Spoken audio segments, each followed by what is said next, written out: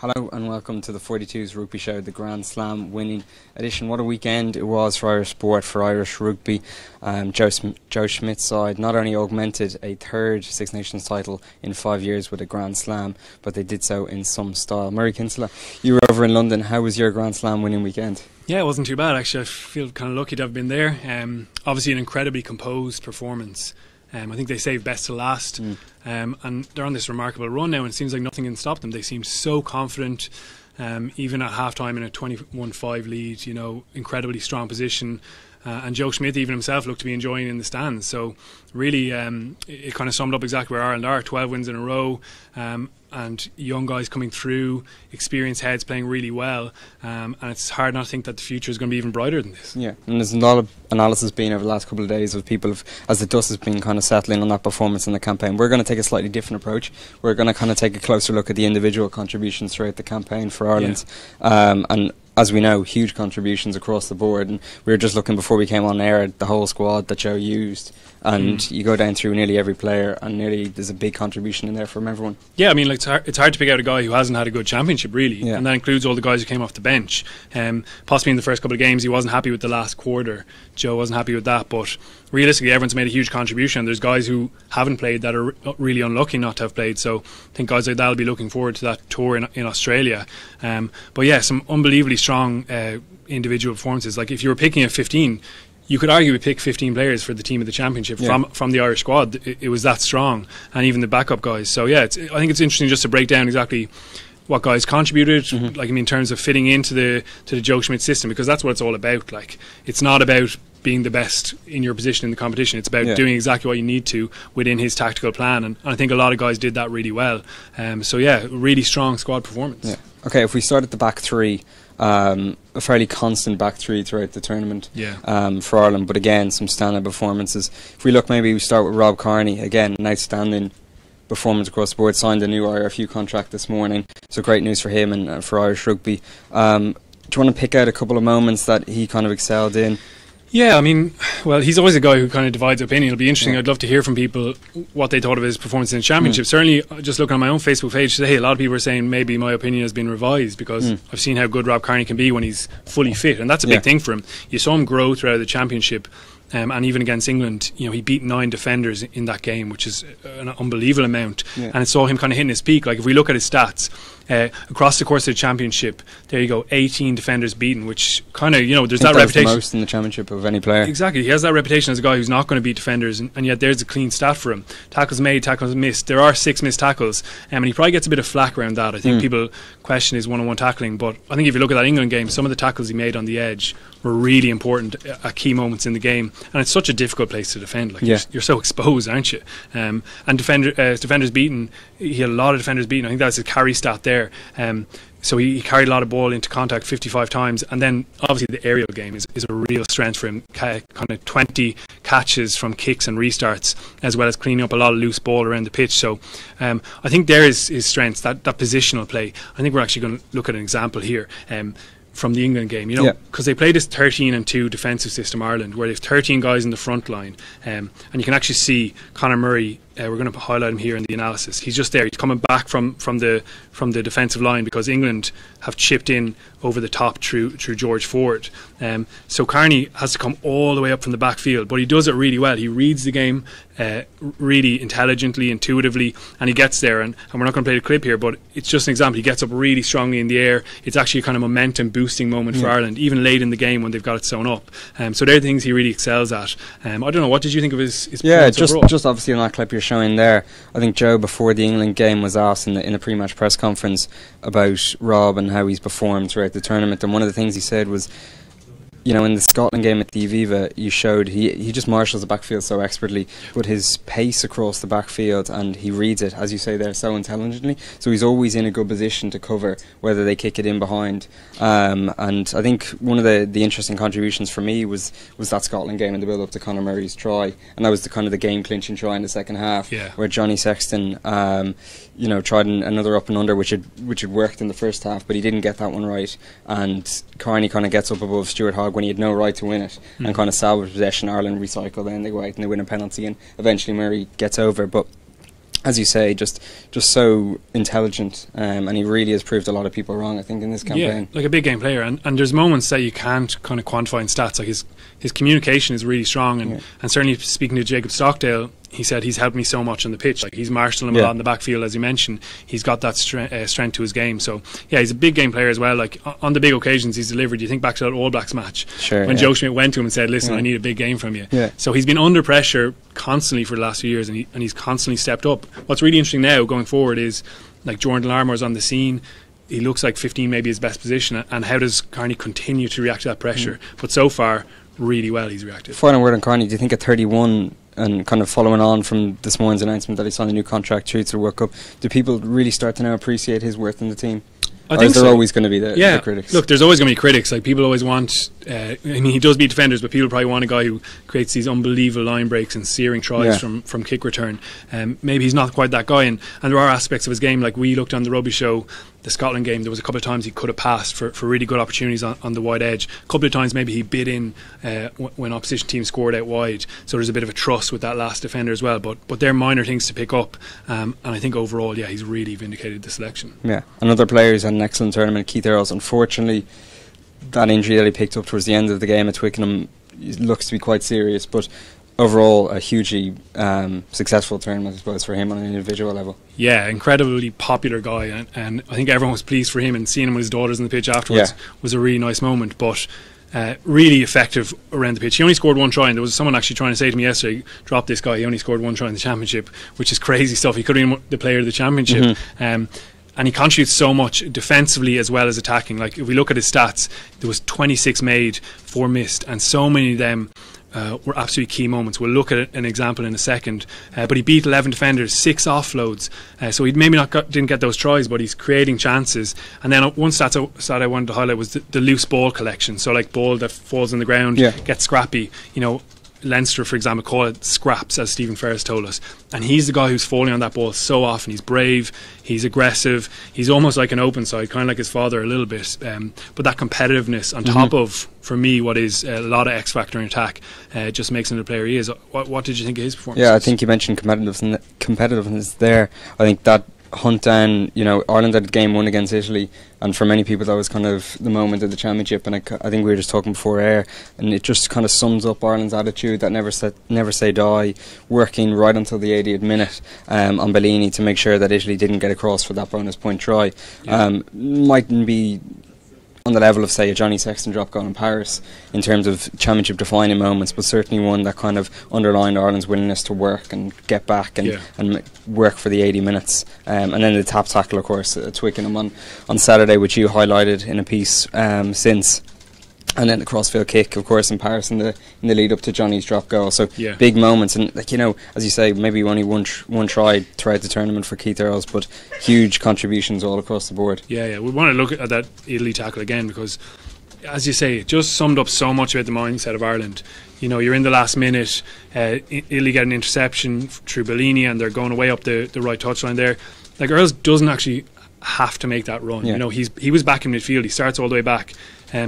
And if he doesn't make it, no one's going to really notice. Well, Joe Schmidt is probably going to notice, actually, and say, why didn't you get back there? You have the pace. But it's unbelievable work rate. And no matter how organised you are, no matter how good your tactics are, like, that has to be there all the time. And I think you saw when he did it, the camera kind of shot to Johnny Sexton and Conor Murray on the bench. They stood up, they applauded.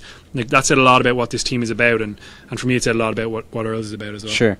Jacob Stockdale, what more can we say about him other than his try stats? But again, real coming of age, I suppose, if that's the right kind of phrase to use about him, because we saw in November what he can do on the international stage, and he really just went to another level. Again, one of these young players who kind of epitomises this new generation in the Irish squad, fearlessness. And I think, just looking at his stats, we're going to look at now, just again, huge contributions across the board, but those try scoring stats really stand out. Yeah, I mean, he's a record breaker, and I asked him after the game, I said, how many do you think you can score for Ireland? And he said flip, first of all, it's his favourite little word, and he said the sky's the limit. So like, he's got confidence, he's just exuberant, enthusiastic, he's loving it, and he's not awed by it. And I think, like, the stats are really impressive. Defenders beaten 11, clean breaks 10. He had tries from intercepts as well. There are a couple of missed tackles there. I think technically he's got a bit of work to do on just getting his body height when he goes into contact. but he's showing he can learn so quickly. Those intercepts are a clear example, and they also underline his mindset. I spoke to Kieran Campbell up in the Ulster Academy, and he said one of the strengths of Jacob Stockdale is he doesn't get bogged down after a mistake. He doesn't let the pressure sit on top of him. He's a bit laid back, but that's what works for him. So, you know, after the France game, we were all talking, is this guy going to be dropped? You know, Joe Schmidt backs him. He understands that he's got the character to rebound from those mistakes. And yes, he made more defensive mistakes, but he also showed with those interceptions that he's not afraid to go and take those risks. And he got the payback. And I think his defensive performances certainly did improve as the competition went on. But that try scoring, like that example against England, he's brought so much to this team. Like chip and chase around the outside over Mike Brown, and then he gets onto the ball, gets another little nudge with his left leg, and we just want to highlight, you know, he's got two English tacklers here dragging him. I think he can go down there and claim a penalty try probably, but he just wants that just try. Shows the ambition, doesn't it, really? Yeah. All he's thinking about is, I can score here. He can see the extended dead ball line, thanks for that, England. And he just wants to get that touchdown, so he stays on his feet. It also shows his athletic ability, and we should definitely touch on that, because he is a big boy. He's strong, he's quick, his footwork is excellent, and that makes a huge difference. So I think there's more to come from him. I think Ireland can turn him into an attacking weapon in the air as well. And geez, it's just frightening to think how many tries he can score if he stays fit. He can beat Brian O'Driscoll's record, I think. One of these guys is just so hungry to play rugby. I think he's back at Ulster already, speaking today that he wants to be involved in their game against the Blues in the Pro 14 on Saturday. So, you know, after a long campaign with Ireland, just shows you how hungry he is to get back out there and score tries. You got to manage that, I guess. And I suppose, like, to touch on the rest of the back three, it is important that Ireland continue to get really good, strong options for that depth as well. Like, you know, he may pick up an injury at some stage. He's only 21. Everyone has to deal with that at some stage. So, like, looking at the other guys who are involved, Jordan Larmour obviously is hugely exciting in that regard.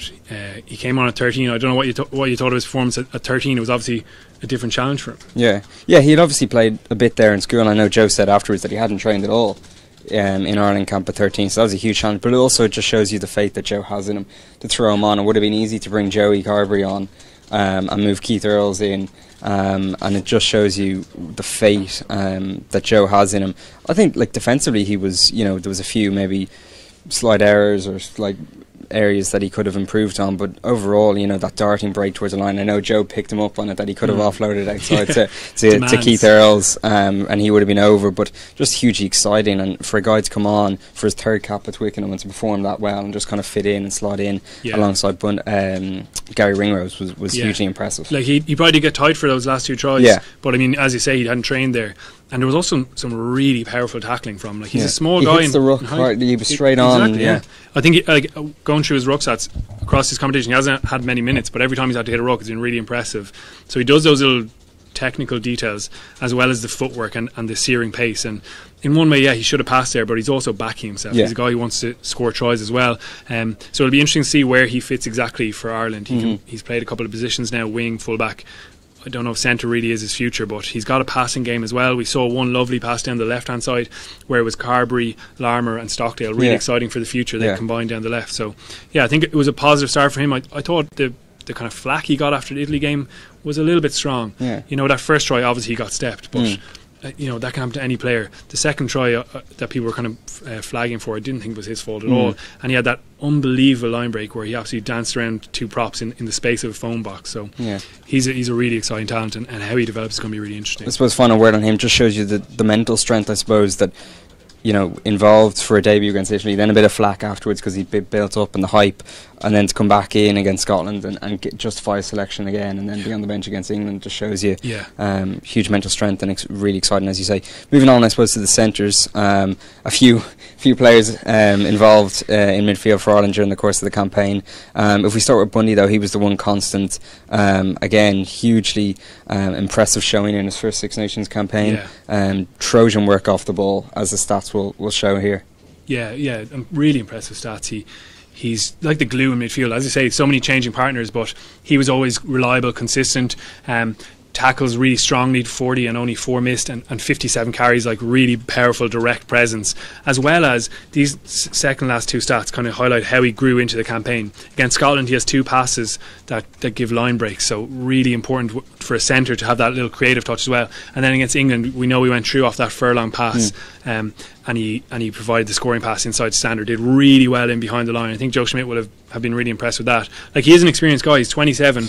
Having said that, it is still his Six Nations kind of debut campaign, and it's a lot of pressure, but for me he stood up really impressively. Just a lot of little details as well. He looks at home in that Irish midfield as well, doesn't he? Yeah, I think that's him kind of settled in for good in that regard. He's got a big personality, and I think his communication actually came across really well on the ref mic a couple of times as well. Probably not something he's famous for as well, but really impressive. Yeah. I suppose if we look at Gary Ringrose, because he was the centre alongside Bundy that finished the tournament, two hugely impressive performances, having come off barely any minutes this season. Again, just magical footwork is one of the things that you want to look at, but defensively so strong, managing that outside channel really, really strongly. Yeah, like 22 tackles, and that 13 channel was a bit of an issue for Ireland. Not because of the personnel that were in there, but just in terms of how they worked collectively. 22 tackles, 4 miss. But he was really intelligent how when he softened up, when he went hard off the line with line speed, he combined the two of them really well, and he beat 6 defenders. His footwork is a massive plus for Ireland, because in the first game against France, obviously conditions were tough, so being creative is difficult, but they did look a little bit too reliant on Johnny Sexton, I felt, and that has been maybe an issue in the past. With Ringrose in the team, his footwork, and also he's shown a little bit of an ability to pass for that Jacob Stockdale second try against the Scots, but his footwork adds something different. And the example I looked at was the Stockdale try against England, and just to carry directly before it, Ringrose gets on the ball. We see him here just getting on the ball for Ireland, and he's going to make just a little darting break to the inside. He gets just inside Johnny May's left shoulder and outside Dylan Hartley. That ties in the two of them to the one tackle, just because he's such a threat. And then on the next phase, you're going to see that Wigglesworth he's going to get isolated just over here. So Ringrose integrity involved in that, and it just shows the benefit of having that footwork. Even if you look at Conor Murray's try, you mentioned that earlier on, go back, it comes from a 5 metre line out, but go back to the penalty that won that opportunity, and it was Ringrose's footwork inside Hugh Jones, stresses the Scottish defence, and then they concede a penalty. So I think we all forgot how good he was. He was nearly a line, so it's exciting. He's only 23 as well. Just a quick word, I suppose, for Robbie Henshaw and Chris Farrell. We know what Robbie Henshaw can do, but Chris Farrell stepping up to the mark. When Henshaw was sidelined, and he really, really impressive performance in that game. So unfortunate then to miss out the rest of the campaign through injury. But again, Schmidt has spoken a lot about on this campaign about building resources, and centre looks particularly strong now. Yeah, it's incredible. Like, who would you pick? Who would be your first choice if they're all fit? Who would you pick? Who would be the two? It's a tough choice. It is. Yeah, you nearly have to have Ringrose in there. He just looks a class apart, doesn't he? And Bundy and Robbie Henshaw. There's so many options. It is very difficult to pick. Yeah, if I had to pick, if they're all four fit, I think for me Henshaw and Ringrose probably the best balance. But in a different game, Bundy and Aki and Chris Farrell might be the better options, because against Wales that game suited them so well. Get a really strong gain line, be unbelievably physically, unbelievably direct. Or Henshaw and Aki have played together in Connacht as well. So Schmidt suddenly has all these options. There are always going to be injuries, but he's got depth there. Rory Scannell was a guy who was carried along as the 25th man a couple of times as well. Didn't get his opportunity in this tour, but maybe in Australia. Fergus McFadden, another guy in the back three who had a big role to play in that France win in the last few minutes. He hit a few rucks, got a couple of carries as well. So that depth is really positive. If we move on to the half-backs, constant pairing throughout, world-class pairing. A word on Conor Murray to start with. Best 9 in the world? Yeah, it's a tricky one. I do have to say I like Aaron Smith's play. His pass quality is exceptional, but Conor Murray, unbelievably important player. And if we look at his stats, he's such a physical presence. That's the thing he brings over other scrum halves. Like 31 tackles, which is almost the same as Johnny Sexton, his out half. It's actually exactly the same figure. And he's in the line all the time now in that 13+2 system. He's making big tackles. And he's making kicks 43, which is almost double the amount that Sexton made. He actually takes a lot of pressure. I think that was the most in the tournament again. Kicks from hand, 43. So he's a guy who's always in control of the tempo. He's always having a massive influence on the game. He scored 2 tries himself. Really brilliant finisher from close range, but also 4 passes for assists. So he's unbelievably influential over their whole kind of creative play as well. The stat I just wanted to pick out there was 542 passes positive and only 12 negative passes. And the consistency of his passing now is something I think is overlooked, because there are so rarely bad examples that you rarely notice it. One good example here that we wanted to look at was for the CJ Sander try just before Tyke Furlong makes his unbelievable assist is Conor Murray here, and it's a beautiful pass to Johnny Sexton out in front of him, gets him moving forward, because if there's any slight check in that, the whole move kind of falls apart. Sure. And it's something that probably isn't picked up enough in Conor Murray's play. He works so hard to improve his consistency of passing. He works with Greg Oliver down in Munster a lot. And for me, he's pushing it. Aaron Smith, I think, is still the best passer. The range he has on it as well, but really impressive growth from Conor Murray, but so influential. Before we move on to Sexton, just the two penalties that Murray actually kind of overlooked. The Welsh one moved Ireland 10 points clear. A tricky enough penalty attempt, and then obviously a Twickenham on Saturday. That's just another string to his bow. And you talk about his kicking from hand there, but such a reliable place kicker if Sexton is off. Yeah, it's a great point, because I hadn't even thought that. He like, it's his personality as well. Like, he seemed to, like that one against Wales, he seemed to be loving it. Yeah, he seemed just to like strikes the him so attention. cleanly as well, though. It just such a laid back approach. Just really gets a good connection off it. Yeah, I mean, he has most things in his kind of toolkit now. He has all the passing, all the kicking, place kicking now as well. So unbelievably world class player. Yeah. Johnny Sexton, another world class player. How did you kind of rate his performance throughout the campaign? I think, a few missed kicks from the tee, which was unlike him, but again, his overall influence huge. Yeah, like we don't have a stat for competitiveness either, but he's 100%. This guy is all in, so physical. Look at the amount of carries there, 43 carries. I'd say Joe Schmidt is watching that through his fingers at times. You saw against Wales, he was making pick and goes before tries. Like, this guy just wants it so much. A lot of tackles, he's always physical, he's looking for those choke tackles. And on top of that, he has all the creative ability. There's 6 passes for line breaks, 26 kicks, and you mentioned that Keith Earls one earlier on against France. That is a huge moment, as well as a drop kick, obviously. So for me, he's just an unbelievable rugby player. He's truly great, and also the fact that he's carrying injuries in a couple of games. His back or hamstring, we're not quite sure exactly what the issue was, but he was playing injured, and it didn't seem to affect him, bar a couple of those place kicks potentially. So for me, an unbelievable competitor, and one of the examples we just wanted to look at was in the lead up to Cian Healy's try against the Welsh.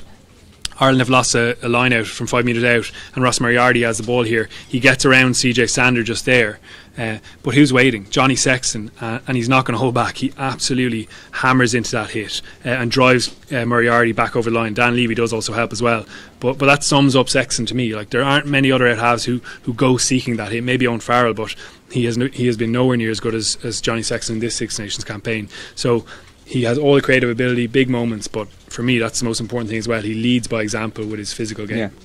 And a piece you had in the site, I think it was yesterday, you kind of described the forwards as ferocious, and that's probably the best word to kind of describe the overall performance. If we started with the front row and Cian Healy in particular, was actually surprised by we thought he had more carries in the game against England. He only ended up with 2, but just all around the pitch, so physical, no nonsense. And I think the highlight really that kind of encapsulates that was in that French game, where he kind of just seemed to pluck a couple of French forwards from the ruck and just swat them aside. Huge tournament again for him, because obviously himself and Jack McGrath have been in constant direct competition back and forth. And Jack played so well as well, coming off the bench. So Cian Healy's kind of really stamped his authority in that position. Is that fair to say? I totally agree. Like, one thing that stands out to me is his athletic makeup now. He's dropped a bit of weight. He's spoken about this. He's dropped a bit of weight, and I think that's helping him rack up some pretty impressive stats as well. His power is still there, but he's a little bit light around the pitch, and he's making 25 tackles across the course of the game, remembering that he's coming off late in games and even missed one, and he no tackle misses. 44 carries. He was really powerful in contact, and he contributed to scrum success of 98.4% for Ireland. Like, that's a massive platform for them. Joe Schmidt places such a big emphasis on it, and Greg Feek, the scrum coach, can definitely take a bit of pride in that. But Healy, for me, played a big part in that. Even if you look at the second Jacob Stockdale try, where they used that intricate 3-phase power play, he holds the scrum unbelievably well there. It was easy for him to go down under massive pressure, but the minutes as well, like he racked up 239. That's a talent stat, isn't it? Most since 2014. He's fit, and that makes such a difference. Cian Healy was always one of the best loose heads around. It was just the fact that he was so unlucky with injuries, and now kind of like Keith Earls, he's less worried about having that weight on him, and he's getting way better athletic gain. So also that's a bit of credit to RFU and how they've managed their athletes as well. So it's good to see him back in great nick. And one of the examples I wanted to pick out, kind of like the Cian Healy of old, he was always a good carrier, and in this example he's going to just blast over the try line with a good latch from Peter O'Mahony there as well. But it's great to see him getting those moments, and I think he looks happy and healthy as well. So Yeah, there's a lot more left in him, but Jack McGrath there as well, always pushing him. He's not a bad player to come off the bench. He's not vice versa. Yeah, he could easily start for any other, many other nations. So they've got really good depth there. Sure. Rory Best, captain, another player who signed a new contract with the RFU this morning up until the 2019 World Cup. Huge boost. What did you kind of make of his overall contributions? We saw on Saturday, great communicator with Angus Gardner, just constantly in his ear, but not overdoing it. You know, we saw Dylan Hartley was kind of a bit more aggressive. Maybe that's just his style, but Rory Best very laid back and just very composed and calm in his communication. Yeah, I mean, that was the thing we wanted to pick out. Like, we don't have many examples of unbelievable moments from Rory Best on the pitch, but it's that communication. Here's Gardner and Paper having a little laugh with him. You know, he got on their good side, whereas Hartley, as you say, was a little bit more aggressive, was almost a bit more desperate. Yeah. And at the key moments, like, you know, when Bundyaki goes in and doesn't really rap, I think Hartley really should have been in Gardner's ear there. You know, that has to be yellow, that has to be yellow. And obviously you don't want to encourage that kind of play, but I think Best managed him much better. He got a great relationship with him going. And it was key for me, if we look at his stats, like, around the pitch, I'm not sure how much he's offering in terms of the carry, the tackle. You know, he missed Aaron Shingler for one of the Welsh tries. He's not as explosive as he once was, but huge work rate in terms of the ruck numbers. We don't have them here, but he's always up high in those charts. And on top of that, he captained all 5 games. He was there to start all 5 of them.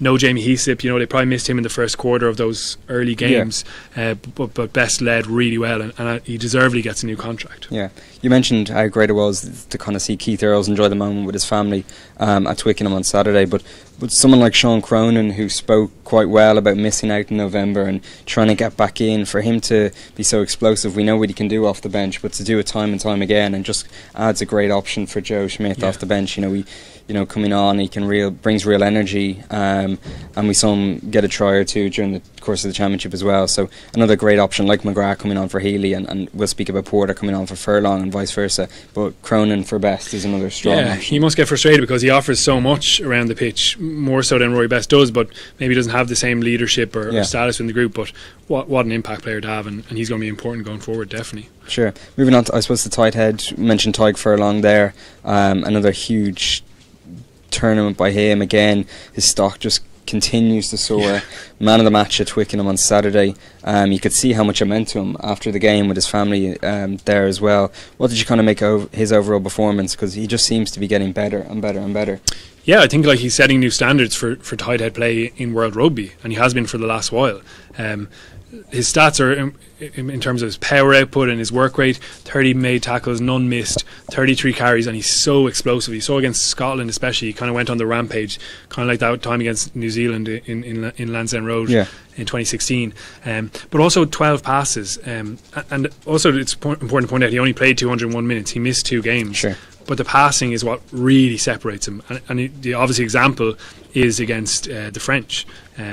That was just a moment of pure beauty. There he's in the middle of it, and it was so fluid. You know, in that moment it actually looks like it might go to Johnny Sexton, and you can see why England bought it so well. Also because he's such a threat. Like, you know, he's still on for that carry, potentially like smashing into Dylan Hartley and through the line.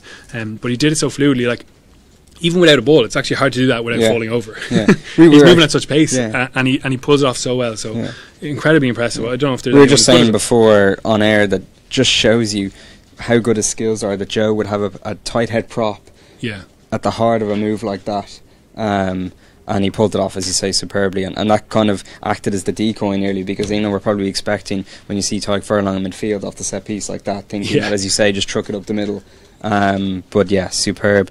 Andrew Porter again, he got probably more minutes than he was expecting with Tyg Furlong's injury against Italy, and in the Welsh game he stepped up again superbly, and another one of these players that just adds huge depth. I suppose his development was fast tracked, but certainly justified in that sense. Yeah, like, what a prospect. He's 22 and he's already standing out physically. There was 1-0 moment in the 80th minute in Twickenham where, again, the game's won. There's a 2-1 on the outside edge, and he's caught on the outside edge. Jamie George and another guy outside him, and somehow he pulls off this incredible tackle that's literally about his sheer strength. He reaches over the top of George and rips in underneath his right shoulder and tackles him like literally inches short. So he's made a huge impact, and for him to play most of that Italy game and also start against Wales, everyone would have been nervous about that. Was it a risk? But he's shown that he's well able for Test rugby, and he also has a bit of mobility, a bit of skill as well. So really exciting prospect. John Ryan obviously came off the bench in Paris, and he's kind of fallen down the pecking order slightly now. But again, a third option, really strong and really valuable member to have in a squad. Yeah, like he's unlucky with that penalty against the French, but before that there were 2 really strong scrums from him, and he's been in there. He's been his 24th man the whole way through, and very close to it. Yeah, he's probably suffered because Porter has emerged so strongly, but he's definitely going to be in the mix again. And there's a couple of other props there as well. Dave Kilcoyne was unlucky with his badly timed injury as well, and there's a couple of younger guys coming through as well. So yeah, a lot of depth there as well. Second row, there was a bit of changing, primarily down to a few injuries. James Ryan, Henderson picked up a few knocks throughout the course, but really strong options again. Henderson, big boost, signing a contract again today. What did you kind of make? I suppose we start with James Ryan, because first Six Nations, he hasn't lost a professional game in his career. Again, so impressive, his stats, his carries, so physical. The thunderous hit, I suppose, on a Toje from kickoff on Saturday kind of set the tone and just sums what he's about, really. Yeah, like he's just so explosive for his age. It's incredible that a 21-year-old lock is starting Test rugby and already standing out in that regard. I don't know if people understand how difficult that is to do. And his work rate is absolutely through the roof. 44 tackles, 51 carries, and a lot of that is kind of crappy carries around the fringes that no one wants to do, but he's always there, putting his head down, surging into contact, winning lineouts, stealing lineouts, and also ruck work. We want to just highlight one example against Scotland. He's a vicious ruck hitter, and that's massive for any second row.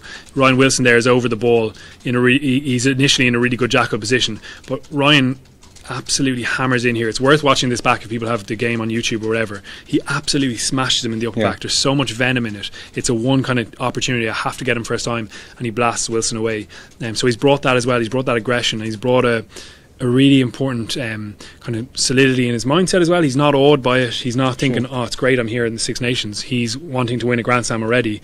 And as you say, he hasn't tasted defeat in professional rugby, which is just remarkable. Yeah, Schmidt started the tournament and ended the tournament with that Henderson-Ryan combination in the second row. And we know that's kind of earmarked as the future one for Ireland. But Devon Toner continues to stand up time and time again, justifies the selection each time. What did you kind of make of his performance? Because it's difficult, because he's looking over his shoulder at guys like James Ryan, Ultan Dillane coming up, and with Tyke Byrne coming back to Munster for next season. There's a lot of competition there, probably more so than ever really before for him. So it's an important time for him to stand up and perform. How do you think he went? Look, that's a great point. He always does stand up and perform. His consistency is just incredible. He's never going to make a big massive line break for you, although having said that, I think his carrying has improved drastically. He's getting a lot of pace into the carry. He's using his size. I think he has actually dropped a little bit of weight as well, so it's interesting to see the guys who are benefiting from getting their athletic kind of capabilities right. But he's been really impressive again. He's so solid, great in the line out, calling the line out, hits a lot of rucks as well, big work rate as well. So there's 3 really good contenders there for the locking positions. Those 2 guys who are younger obviously are the future. Quinn Rue also came on and had a really important involvement in a big scrum penalty. You mentioned Murray slotting that. Rue comes on a tight head lock, and he drives really hard there as well. We should also mention that about Ryan as well, 21, and he's tight head scrummaging, which is a really tough job, and then he's also bringing the work rate on top of that. So again, it looks really bright. We keep saying it, but there's a lot of depth in a lot of positions. Just quickly before we move on, Henderson, and people kind of may overlook this or may not realise it, but Joe spoke about it before England as well, that he's now calling the lineouts, and it's obviously a big role. And actually, Dave Nusafora, the IRFU performance director, highlighted in the press release that they released today when they signed his contract that's obviously now a big part of his role. Can you kind of explain the kind of nuances of that and how important it is, especially when you're playing alongside someone like James Ryan, who is still very inexperienced? That's an interesting point. I actually hadn't seen that quote, but it's an incredibly important job, and probably the line out is something that all of us, apart from the forwards who are watching, don't appreciate enough. Like, so much work goes into it. If you're a line out caller, you have to do an unbelievable amount of analysis on your own lineouts, have all those calls literally ready to go in your head, plus different trigger calls depending on how the opposition lines up. So if there's a guy marked up on your main option, you got to change that in the lineout or on the way to the lineout. You got to think about how they set up themselves, so reading their plays, reading their body language, how a guy moves forward, back, what his lifters are doing. There's an unbelievable amount that goes into it, and if you're not getting clean line-out possession for your own team, obviously your attack is going to suffer massively. If you don't get a good launch on your first phase, then they can get their defensive line set and everything else is going to suffer. On the opposite side, if you can get good competition and make good reads, which Henderson has done in this championship, getting line-out steals, it spoils their possession and suddenly their attack is going to suffer a lot. And I think we saw that at maul and line-out time. And actually, if we look at an example from Henderson, I think that shot is brilliant. He's calling for the ref, he's calling for that turnover, but it's just unbelievable amount of strength, and he's manhandling Maro Itoje, who's trying to get his knee down to the ground, and I thought Ryan and Henderson actually bullied those Lions locks they started against. So yeah, it's impressive, and what's to come still is really important. But as you say, Henderson is growing into that kind of maturity role. Speaking of line-out steals, Peter O'Mahony, really the master at it. The back row for Ireland had an exceptional tournament, really. If we look at, the CJ Standard, the way Dan Levy stepped up, and you consider Sean O'Brien, Rhys Ruddock, Josh Van der Fleer all kind of out missing. Huge options again, but I suppose if we start with Peter O'Mahony, some of the stats here are incredible. Just gets through so much work, a colossal leader really in the pack. Such a nuisance at the breakdown. Yeah, he is. For me, like I wrote this during the championship, he's almost become like the new Jamie Heaslip. He doesn't make big line breaks, he doesn't make smashing tackles. He's probably not the biggest guy in world rugby, but he kind of glues everything together. He's a clever presence. He's first to the breakdown so many times. 26 passes as well, that little link play. He had 17 line-out wins on Ireland's throw, which was the most for any player, so he's their frontline option. He didn't get any steals, actually, interesting enough, but there was so much competition. Like, he gets up every time and makes it scrappy. 40 carries, made all of his tackle attempts as well, so really consistent performer, and also off the pitch he's a leader as well. So yeah, I think he's maybe getting slightly underappreciated again, but for me he is kind of like that role that Jamie Heaslip grew into, even though he initially broke through as a more dynamic player. Really important. The other side of the scrum, Dan Levy was a constant throughout. He spoke before the tournament about realising, when Josh Van der Fleer was sidelined, realising that this is a huge opportunity for him, and he just grasped it with both hands. No surprise there, really, knowing the type of character and rugby player he is. Just huge performances throughout, workhorse, and you kind of wonder how Sean O'Brien or Josh Van der Fleer will get back into that Ireland team going forward, because he really stamped his authority on that position. And like the kind of physical impact he made almost surprised me. Like, he's a really strong guy, but he was getting through a lot of like one-on-one tackles, making ground when he probably shouldn't have. Really powerful tackles. Even his numbers, just his work rate was off the charts. 51 made tackles, only missed 3. 58 carries, and some of them were really powerful as well.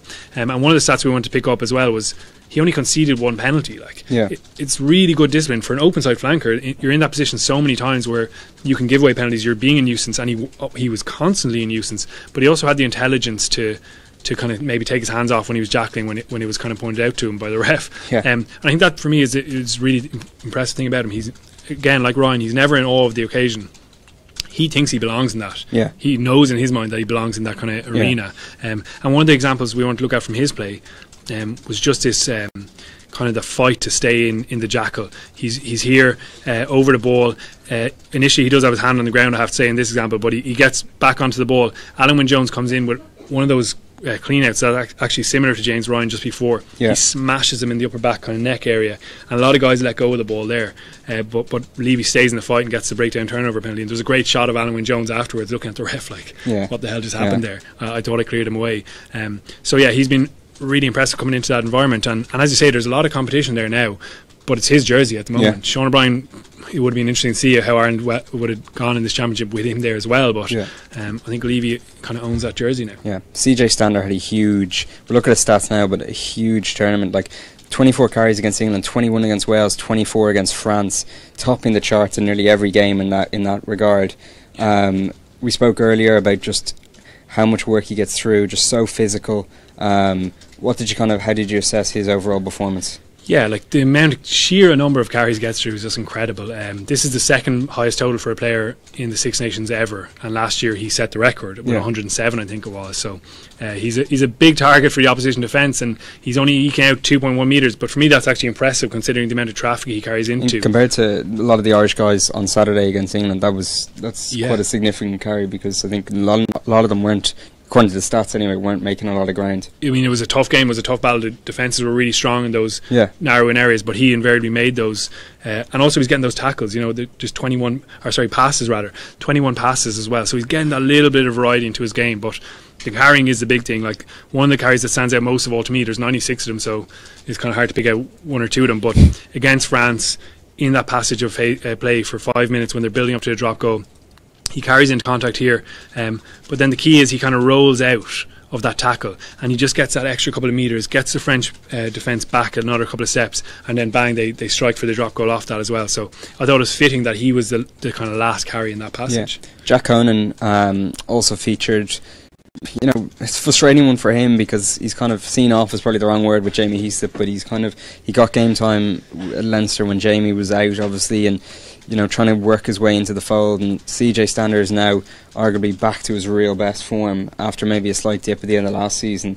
So it's really hard for Jack Conan to get a look in. How do you think he went when he did get his chance? Yeah, I think he'll be frustrated with how he did in that Welsh match. There was, you know, one moment can be a big moment in Test rugby especially, and he just kind of shot up on that Steph Evans try. He kind of gets out of the line, bites in a little bit, and they get exposed on the outside edge. Now there are always other people involved, and it is a system kind of failing when you concede a try. It's never just on one guy, but I think that would have been, you know, gnawing away at him a bit. But against Italy we saw the best of him, you know. He was so unlucky to get injured at half time, to come off at half time, because we saw his lovely hands to Conor Murray when he put him away for that try, when they all kind of linked down the left hand side, and he has that. He's kind of rangy, he's got an offload, he's very mobile across the ground, and good footwork as well. So certainly not finished with Ireland by any means, and he'll hope that this tour to Australia means a chance. Yeah. Before we look at a couple of your questions, Jordy Murphy, a word for him, because after the injury he had and the year he had of getting back, you know, he admitted himself that a few doors opened for him in this championship with the likes of Van der Fleer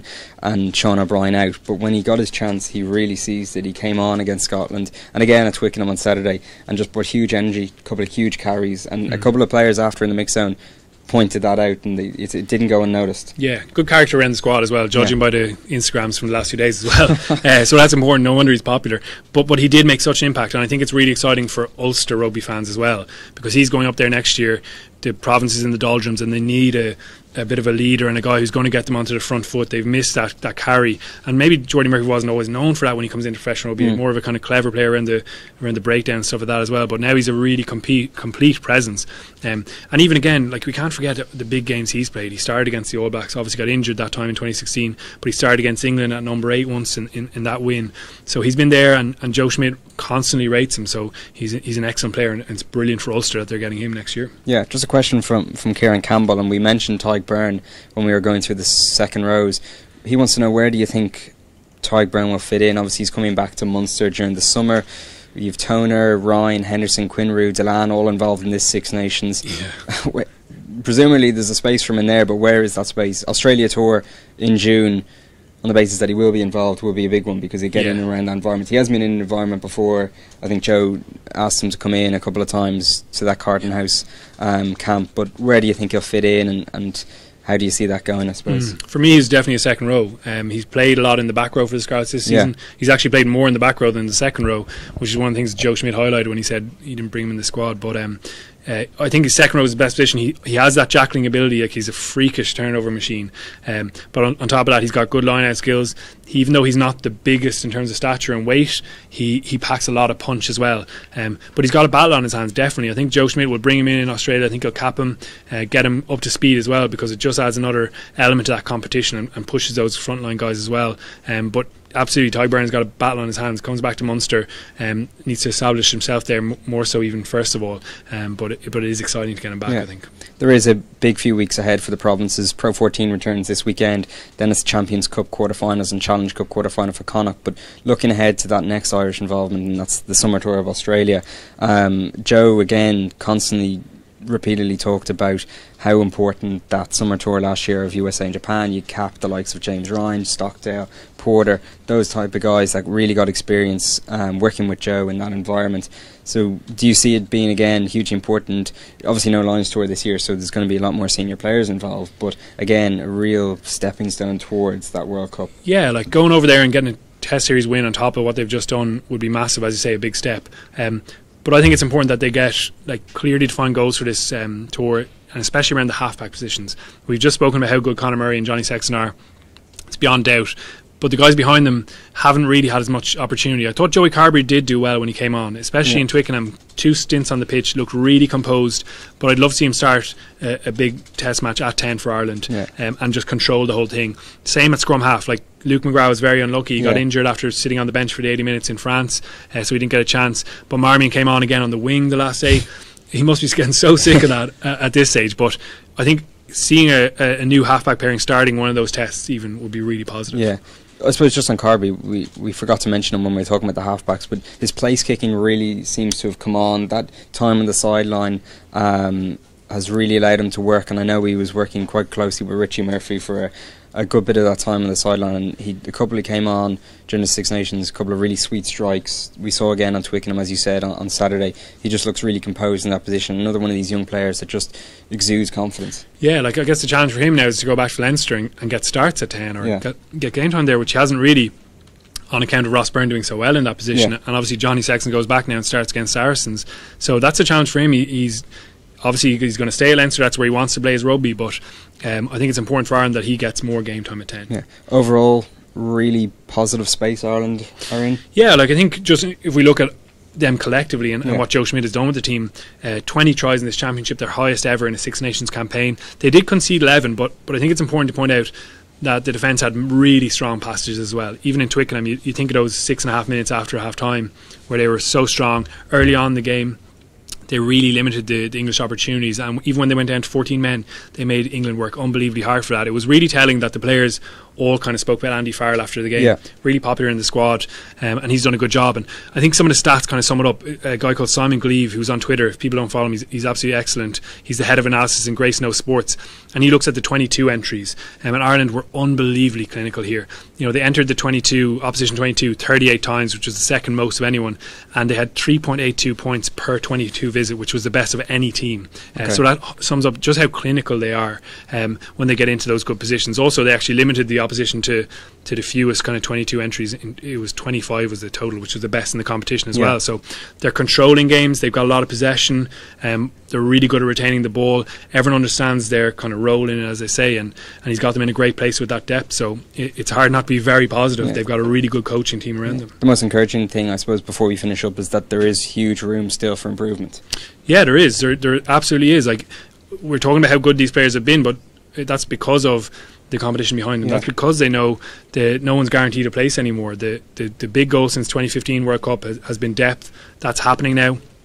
There's probably still more to come, and I think Ireland should be looking towards that World Cup in a very ambitious way, because now with the depth of squad, with the key leaders they have, they can certainly look beyond a quarter final anyway. Hopefully that's to come for Irish rugby, but I think there's enough quality there that they can be real challengers. Yeah, that's obviously further down the line. Big couple of weeks, as we said, for the provinces, players going back. Final word, Keith Earls, one of the questions came in, do we know how serious that injury is going to be? I think Johan van Graan kind of suggested yesterday that was medial ligament damage, so not looking too good for him. There's been a few bumps and bruises over the course with Robbie Henshaw, obviously, with Leinster obviously is a big blow as well. They do a bit more depth, but really unfortunate for Keith Earls. He's been so impressive, and Munster probably a tricky position now. They lost Clute as well, and Chris Farrell obviously as well from the Six Nations. So yeah, let's get back into the provinces, and hopefully they can continue the momentum that Ireland have built up. Yeah, Six Nations is finished. Ireland Grand Slam winners, but as we said, huge couple of weeks to come in Irish rugby for the provinces. That's all for us. Thanks for joining us. Until next time, goodbye.